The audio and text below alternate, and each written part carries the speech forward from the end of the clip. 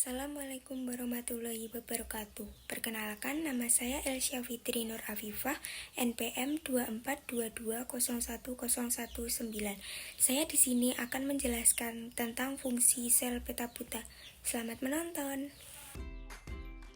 Yang pertama ada vesikel pinositotik, adalah vesikel kecil yang terbentuk di dalam sel untuk menampung molekul-molekul kecil yang terlarut dalam cairan ekstraseluler.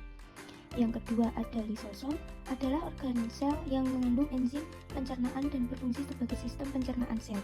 Yang ketiga ada vesikel Golgi, berfungsi untuk membentuk kantung untuk sekresi, terutama pada sel-sel kelenjar kantung kecil.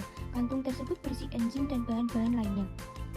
Yang keempat ada retikulum endoplasma kasar, memiliki fungsi utama untuk mensintesis dan mengangkut protein ke bagian-bagian sel yang membutuhkannya. Yang kelima ada retikulum endoplasma halus, mensintesis lemak, fosfolipid, dan kolesterol serta karbohidrat. Yang keenam ada membran sel, berfungsi sebagai pembatas antara sel dan lingkungannya sehingga melindungi keutuhan bagian dalam sel. Yang ketujuh ada mitokondria, yang paling utama dalam menghasilkan sebagian besar energi yang dibutuhkan oleh tubuh untuk tumbuh, beraktivitas, dan menjaga kelangsungan hidup. Yang kedelapan ada aparatus Golgi, adalah organ sel yang membantu memproses dan mengemas protein dan molekul lipid, terutama protein yang akan dikeluarkan dari sel. Yang kesembilan ada nukleolus, adalah struktur bulat yang ditemukan di dalam nukleus sel yang fungsi utamanya adalah untuk memproduksi dan merakit ribosom sel. Yang ke-10 ada nukleus, berfungsi sebagai tempat penyimpanan informasi genetik dan pusat kendali sel. Yang ke-11 ada sentriol, adalah organel berbentuk tong berpasangan yang terletak di sitoplasma sel hewan di dekat selubung nukleus.